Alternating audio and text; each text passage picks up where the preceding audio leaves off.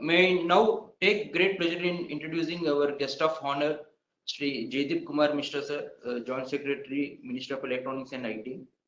Dr. Jaideep Kumar Mishra is a 1993 batch Indian Civil Accounts Service Officer, currently serving as Joint Secretary in the Ministry of Electronics and IT since 2018, and has handled group coordinators charge for various groups including manpower development, e-governance, and internet governance. In his 28 years of experience, he has served across several ministries of Government of India in various capacities. In addition to his duties and responsibilities as Joint Secretary MITI, he has also been holding the additional charge of Director General NILIT. He is a recipient of several awards such as Silver Award in National E-Governance for the Compact E-Lekha project in 2009, the Government Technology Award by Future Government Singapore, and United Nations Commendation Certificate for Peacekeeping Operations in Timor-Leste in 2004. An IIT Delhi graduate and also a PhD from the same institute. He has also been a recipient of the prestigious Japan Society for Promotion of Science Fellowship for his postdoctoral work in Japan during 1998 and 99 in the field of data and image processing. He also holds a master's in business administration in finance. May I request you, sir, to kindly deliver the special address. Thank you very much. Good morning to all. Respected Manoj Ahuja sir, Chairman CBC, Professor Mangla Sundra from IIT Chennai, Colonel Nath from CDAC. I think I'm indeed extremely happy today that I have been able to attend this session. That is the first thing. And I would also, share with you that it was my idea that I suggested to Mrs. Lakshmi to invite Dr. Manoj Ahuja ji for this session, because I thought he is the most apt person to be able to inaugurate this session and take forward the basic theme that on the learning side, and also the CBSE is the most crucial entity in the entire organization, in the entire country, that is basically mandated to do this. So I'm extremely happy, sir, and thank you very much for accepting the invite from CDAC and from MITI side, sir. Considering the short time that you have, I think I just a couple of about 3-4 main points. I think you have already touched the first one, in which I was wanting to highlight about that while e-learning and all has gained a lot of traction and momentum, especially in these COVID times, and we have seen that the initial skepticism that was there with a lot of these learning platforms, and when courses were offered online, people always used to doubt and say that the traditional learning is definitely superior to what the online learning is. Then people always said that, okay, you have done a course, but they would definitely give much more weightage to a classroom kind of a setting and all. So I think during COVID times, fortunately, that thing seems the trend seems to have now changed, and there is equal amount of, if not more actually, and because we know that during COVID times, the technology demonstrated that this is possibly the only tool available for us to be able to reach out and to take forward the agenda and to take forward the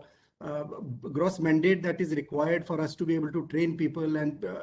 students getting educated.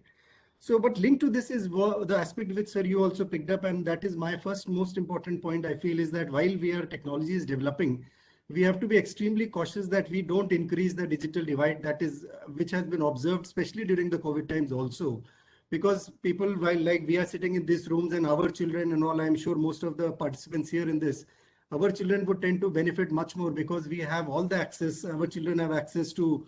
communication devices, they have access to good broadband connectivities and all. So we have to be extremely cautious of this fact that we possibly with this e-learning gaining much more traction, we need to be very, very conscious and take along those which I think Manoj sir also mentioned. So I think in this direction, there are few things that I had few suggestions and which we had been also exploring. And like CDAC has been also working with us in taking forward some kind of a learning for the tribal schools, and we developed a project along with Ministry of Tribal Affairs as to how best we can reach out to these students, provide them tablets and provide them technology, develop a synchronous learning mechanism and a mode. I think we need to work on some kind of a system,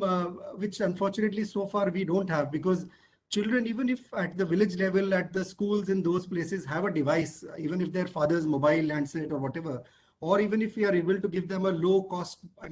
sort of a tablet or something, still connectivity is going to be an issue. And besides connectivity in the infrastructure side, I think most of those connectivity are also a dampener for a lot of them. So possibly if we can develop some kind of a system in which the students just need to dial up like a toll-free number through any of those devices, and thereafter the platform takes them through and bears all the costs of the connectivity, and we are able to give them a sort of a hitch-free kind of an experience of that learning. So we need to evolve on the technology and be able to take the various connectivity aspect, the digital divide access, I mean the device access part of it, and are able to give them a level playing field, if not greater or superior than what we are able to offer to our cities, children in the cities and all those metros and all that we have. So that is my first point, Sain Timeson, and I hope that during this conference that we have, some of these aspects are also looked into and we have a good brainstorming onto what is the best way of taking technology to the grassroots, to the lower level, at the village level, at wherever children are there to be able to use them. Second point, sir, I would like to say is that while students are our focus and technologies are being developed, we need to be also very extremely, cautious and careful about our teachers that are basically going to use this technology platform on the learning platform. So whereas Manoj sir mentioned about the NDR, and as we are aware that it includes a lot of components on teachers, students, administration, and all those, I think the teachers learning in this e-learning environment plays a very significant role, because traditionally, which we observe and which we discuss with the teachers, they also require intensive training in how to use these learning technologies, how to use the e-learning platform, and being able to most effectively communicate with the students. So teacher learning training component in this e-learning environment is very important in my view. Third, I think, sir, while technology is there, a lot of e-tools are required in this e-learning environment to be able to at least match the physical ones that we have. So for example, as sir is also aware that we have a program with METI and with CDAC on the O-Labs. So the O-Labs basically are a virtual labs which basically provide for all the CBSE practicals that are happening in the classroom. It has right now about 170 of such projects are there, which we are trying to scale up to our O-Lab for the next generation kind of a thing. So similar to this in the learning environment, I think we need to create and define our lot of focus our energies on having these virtual labs, so that the classrooms, not just on a synchronous or an asynchronous in which we have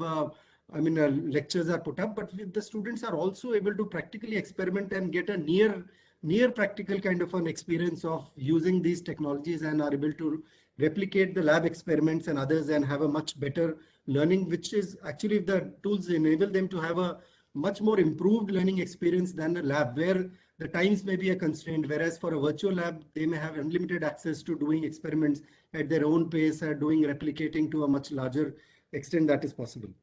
And the fourth area, sir, I just wanted to flag is that while e-learning and all is going, and this is going little beyond the school mandate, is where the challenges of skilling lies. So while we have been traditionally working on skilling in which courses are happening and the industries involved in this participation in this, and we have, so I think most of the people here might also, and since Professor Mangla is also there, from the METI side and from government side, we have worked with NASSCOM, and we are now rolling out a project called Future Skills Prime project. So this Future Skills Prime project basically tries to build on to what the NASSCOM had developed for the industry, the B2B model of a future skill, which was a purely an online platform. But we thought there would be merit in improving and augmenting it with a further blended mode kind of a thing, in which labs people, the candidates who would be using the Future Skills Prime would have access to the labs. So both NILET labs as well as CDAC labs, and they could work in those 10 emerging technologies that are covered within it. So this Future Skill Prime basically project, in addition to the blended, but with this COVID coming in, there was this great challenge of how will the blended labs, how will the physical labs be accessed? So as a result of which we had to again improvise and develop all these labs into a virtual lab environment also, so that till the time, or maybe for some time, or even in the future use, we are, in addition to the physical labs that are available, we would be able to offer the same in an online mode also through a virtual lab mechanism. So skilling traditionally, as I said, has been a more of a hands-on kind of a thing, especially in electronics, or even in the IT is little less, because you could do a lot of projects in an electronic mode, but electronics required a lot of hands-on exercise also to be done. So this e-learning is definitely, while everybody has moved on and we are looking and working on skilling environment for in an online learning kind of an environment, this still continues to be a challenge, and we are hopeful that in times to come, we'll be able to further improvise upon the skilling platform, skilling ecosystem, and are able to produce students coming in from colleges also, because I think the recent study shows that as you may be aware that in the industry, there is an extreme shortage of manpower now, skilled manpower. So whereas our colleges, students coming out from colleges, from engineering, from IT backgrounds, non-engineering backgrounds also are adequate to be able to meet the industry requirements, yet their skills are not adequate enough that the industry can directly absorb them. So using these online learning technologies platforms, I'm sure we can augment the capacities, the courses, the content that is being given, imparted to them in the colleges, and able to further enhance it till there is a systemic changes in the college's curriculum itself, and it takes care of the entire skilling requirement that is there. Because colleges, I think skilling is one component, but education, research, development are all the further components of a normal educational college institution that we are all aware of. So I think these are the 3-4 main aspects I thought I'll share with you, some of those challenges that are emerging, especially in this ecosystem of e-learning now that it has gained traction and it has reached some level. And I'm sure the deliberations of this conference will be very valuable in taking forward and give us a lot of insights into how we can further take these various aspects and improve upon overall delivery mechanism and able to reach out and have a, as Manoj sir also said, an inclusive kind of a learning environment in an ecosystem. So with this, I would like to thank CDAC for giving me the opportunity for organizing this workshop. And once again, thank you, Manoj sir and Professor Mangla, to be here with us and sharing your valuable inputs. Thank you, everyone. Thank you, sir. Thank you very much for sharing your views on how technology can be used for taking education to the grassroots level, and also for sharing the details of mighty initiatives in e-learning, including virtual labs and skill development programs. Thank you.